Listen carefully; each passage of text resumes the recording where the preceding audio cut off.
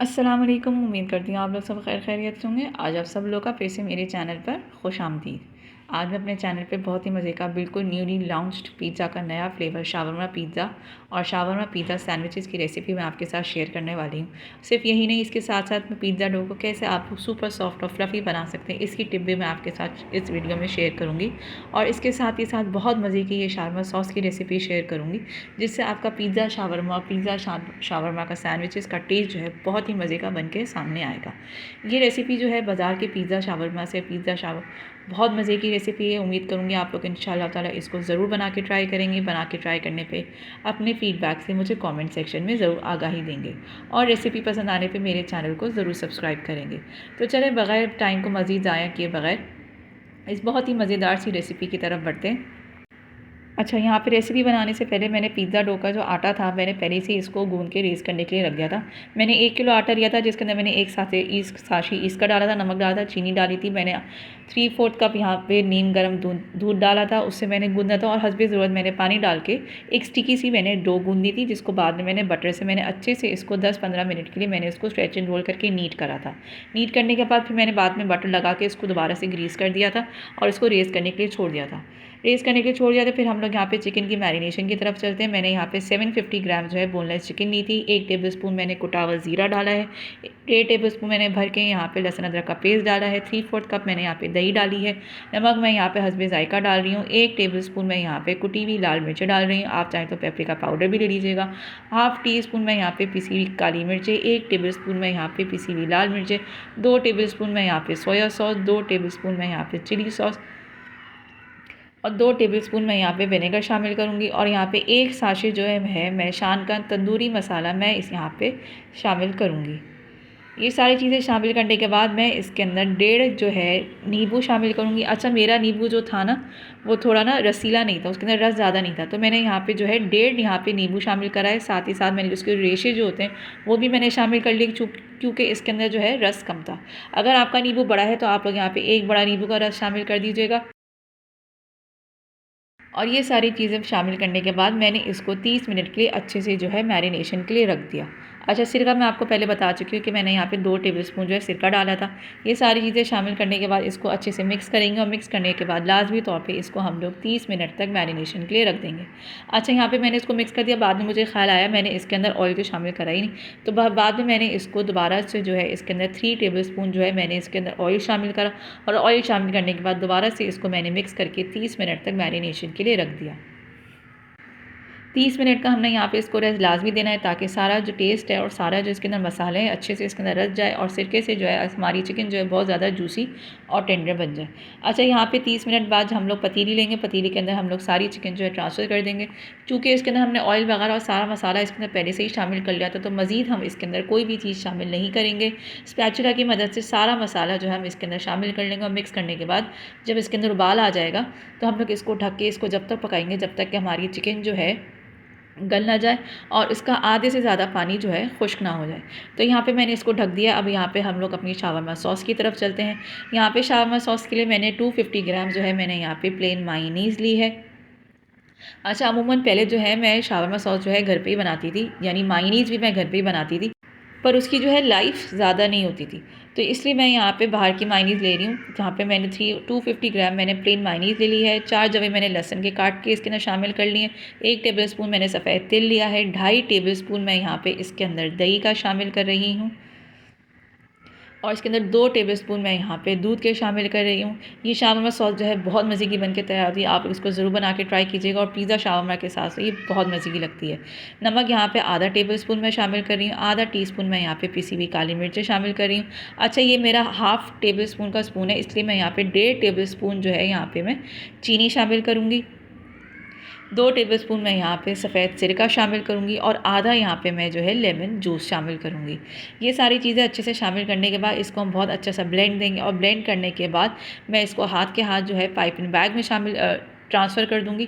اور اتنے یہاں پہ ہماری باقی چیزیں تیار ہو رہی ہیں تو ہم لوگ اس کو اتنے اپنی شاورما ساس کو جو ہے فریج میں رکھ دیں گے۔ اس کی کنسسٹنسی دیکھیں کتنی فلوئی ہے اور کتنی مزے کی یہاں پہ شاورما ساس جو ہے بن کے تیار ہوئی ہے۔ آپ لوگ ضرور بنا کے ٹرائی کیجیے گا۔ صرف شاورما پیزا میں ہی نہیں، آپ لوگ شاورما سینڈوچز میں بھی اس کو استعمال کر سکتے ہیں۔ اچھا یہاں پہ دیکھیں ہماری چکن جو ہے آلموسٹ جو ہے گل چکی ہے، سارا چکن نے پانی چھوڑ چکا ہے، لیکن یہاں پہ ابھی ایز ڈیزائرڈ جو ہے ہمارا سارا پانی جو ہے چکن کا خشک نہیں ہوا۔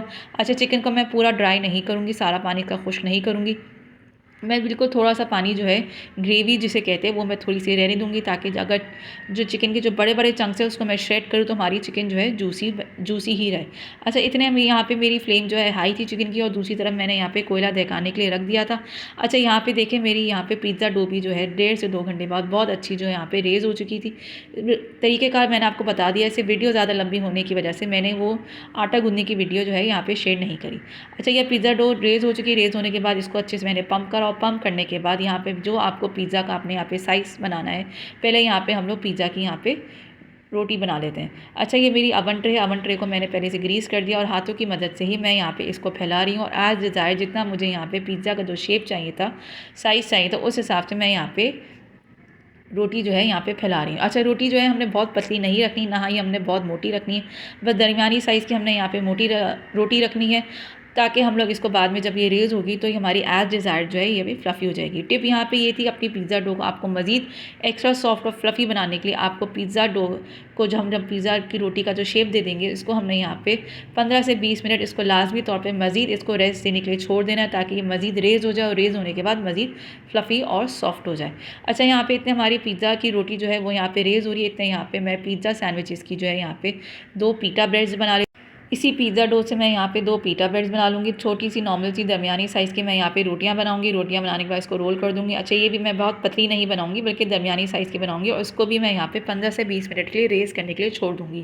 یہ ریز کرنا کی جو ٹپ ہے یہ بہت ضروری ہے، اس سے آپ کی پیٹا بریڈز اور آپ کی پیزا ڈو جو ہے بہت ہی سافٹ اور بہت ہی فلفی بن کے تیار ہوگی۔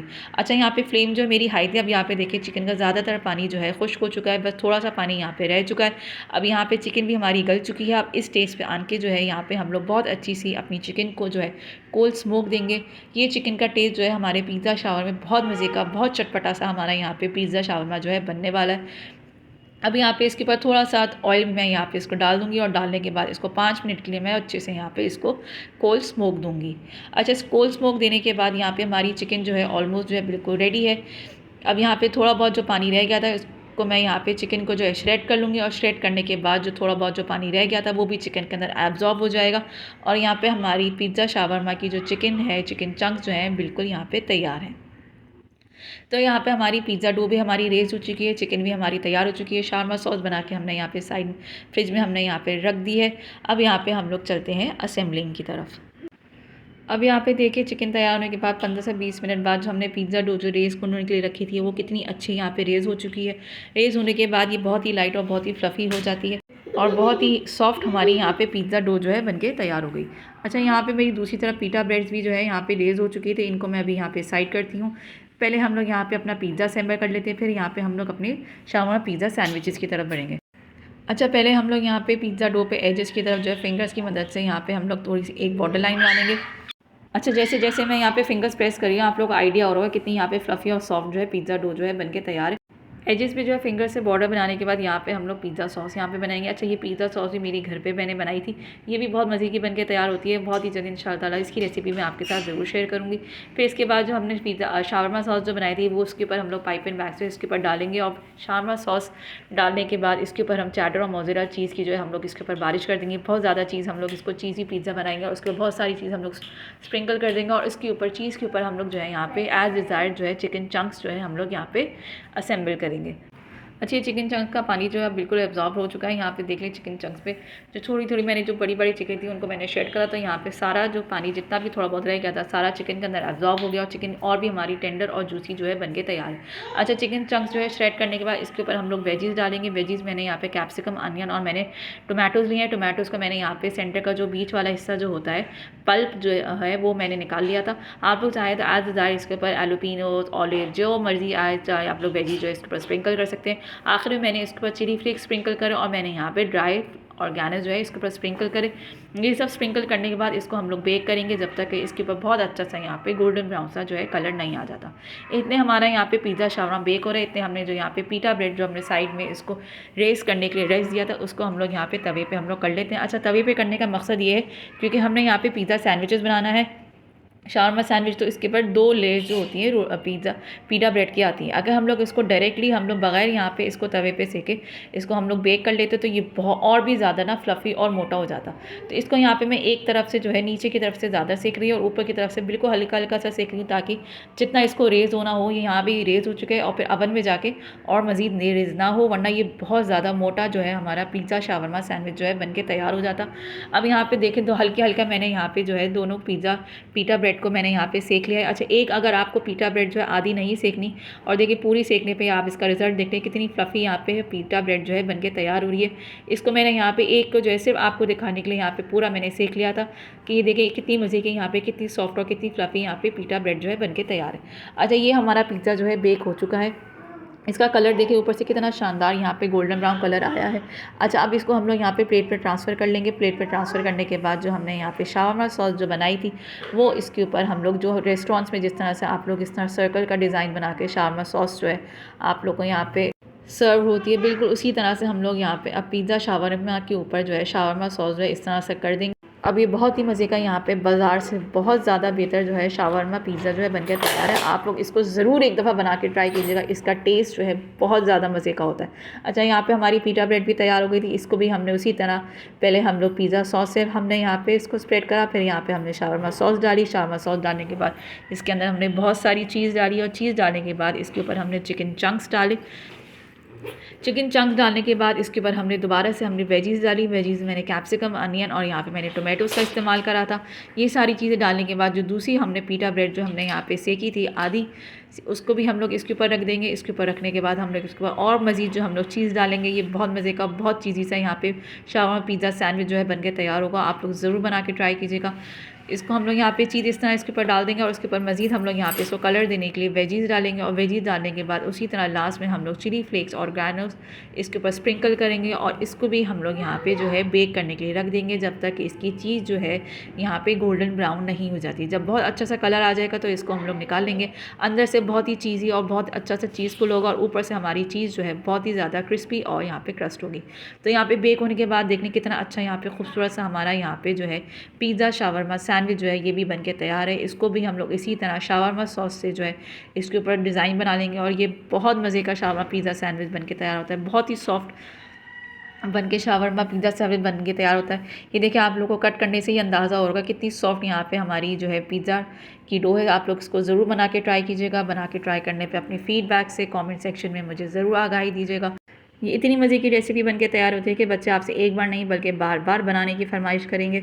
और रेसिपी पसंद आने पे मेरे चैनल को ज़रूर सब्सक्राइब कीजिएगा। तो बहुत ही जल्दी आपसे अपनी नेक्स्ट वीडियो में मुलाकात होती है। तब तक के लिए अपनी दुआओं में ज़रूर याद रखिएगा। इसको ज़रूर बना के ट्राई कीजिएगा। ये बहुत मज़ेदार सी रेसिपी है। तब तक के लिए अल्लाह हाफ़िज़, जज़ाकल्लाह खैर।